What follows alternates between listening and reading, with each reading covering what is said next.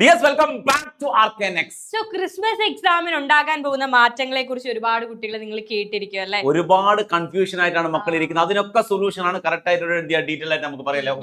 മക്കളെ ഇപ്പൊ Christmas exam മാറ്റി വെക്കും എന്നൊക്കെ നിങ്ങൾ ഒരുപാട് കേൾക്കുന്നുണ്ട്. അപ്പൊ ഇപ്പൊ കിട്ടിയിരിക്കുന്ന അപ്ഡേറ്റ് അനുസരിച്ച് ക്രിസ്മസ് എക്സാം നേരത്തെ നടക്കാനുള്ള സാധ്യതയുണ്ട്. അതായത് നിങ്ങളുടെ വിദ്യാഭ്യാസ കലണ്ടർ അനുസരിച്ച് 9, 10, 11 തീയതികൾ ആ ഒരു തീയതികളിലാണ് എക്സാം നടക്കുക. അതേപോലെ നമുക്ക് കിട്ടിയ ടൈം ടേബിൾ അനുസരിച്ചും അങ്ങനെയാണല്ലേ? പക്ഷെ നിങ്ങൾക്കറിയാം ആ ഒരു ടൈമിൽ ഇലക്ഷൻ നടക്കുകയാണ്. അപ്പൊ മിക്ക സ്കൂളുകളും പോളിംഗ് ബൂത്തുകളും 9, 11 തീയതികളിലാണ് ഇലക്ഷൻ നടക്കുന്നത്. 13 വോട്ടെണ്ണാണ്. അതുവരെ 9, 10, 11, 12, 13 തീയതികളിൽ സ്കൂളുകളിൽ ഒന്നും നടക്കത്തില്ല. കാരണം അത് മാത്രമല്ല, അത് മുൻപത്തെ 2 ദിവസം നടക്കില്ല, അത് കഴിഞ്ഞ 2 ദിവസം നടക്കില്ല. അതായത് സ്കൂൾ ഇപ്പൊ നടക്കാൻ പോകുന്ന ക്രിസ്മസ് എക്സാം അല്ലെങ്കിൽ സെക്കൻഡ് ടേം എന്ന് പറയുന്നത് എല്ലായിടത്തും ഒരേപോലെ നടക്കുന്ന ഒരു എക്സാം ആണ് അല്ലെ? അപ്പൊ എനിക്ക് തോന്നുന്നത് 7-ാം തീയതിക്ക് മുൻപായിട്ട് നിങ്ങൾക്ക് സെക്കൻഡ് ടേം വരാൻ ചാൻസ് ഉണ്ട്. പറയുന്നുണ്ട് ഡിസംബർ 5-ന് മുൻപ് തന്നെ നടക്കാൻ സാധ്യതയുണ്ട്. ഡിസംബർ ആദ്യ വീക്കിൽ തന്നെ എക്സാം നടക്കാൻ സാധ്യതയുണ്ട്.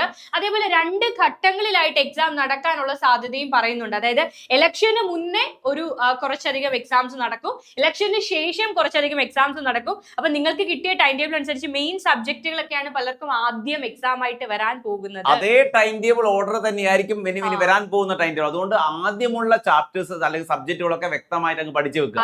കാരണം ആദ്യം എക്സാം വന്നാൽ പോലും നമ്മൾ വെറിഡ് ആവേണ്ട ആവശ്യമില്ല.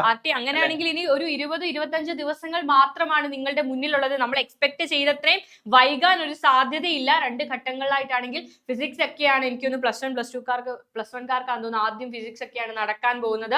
സോ വളരെ നന്നായിട്ട് ഇപ്പോൾ തന്നെ പഠിച്ചു തുടങ്ങാം. കൃത്യമായിട്ട് പഠിച്ചു തുടങ്ങും. കൃത്യമായിട്ട് ഒരു പ്ലാൻ ഉണ്ട്. ഒരിക്കലും നമ്മൾ വെയിറ്റ് ചെയ്യണം. നമ്മൾ എന്തിനു വെയിറ്റ് ചെയ്യണം? എന്തായാലും നിങ്ങൾ 14-ന് ശേഷം നിങ്ങൾ എക്സാം എഴുതണം. പിന്നെ നമ്മൾ എന്തിനാ വെയിറ്റ് ചെയ്യുന്നത്? അപ്പൊ എക്സാം കാണില്ല അല്ലെങ്കിൽ വെക്കേഷൻ ശേഷമാണെന്നൊന്നും കരുതി ഇരിക്കരുത് മക്കളെ. അതിനിടയിൽ നല്ല ഗ്യാപ്പ് ഉണ്ട്. അപ്പൊ പുതിയ ടൈം ടേബിൾ ആയിരിക്കും. അതിൽ ചിലപ്പോൾ ഒരു ദിവസം തന്നെ 2 എക്സാം നടക്കാനുള്ള സാധ്യത.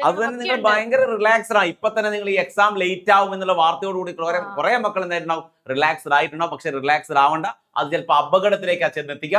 5-ന് മുൻപ് എക്സാം, ചിലപ്പോൾ ഒരു ദിവസം 2 എക്സാം വെച്ചുകൊണ്ട് 5 ദിവസം കൊണ്ട് ചിലപ്പോൾ എക്സാം ഒക്കെ തീർക്കാനും സാധ്യതയുണ്ട്. ഇപ്പൊ ഓരോ സെക്കൻഡും നിങ്ങൾ യൂട്ടിലൈസ് ചെയ്യാൻ നന്നായിട്ട് പോർഷൻസ് മനസ്സിലാക്കി പഠിക്കുക.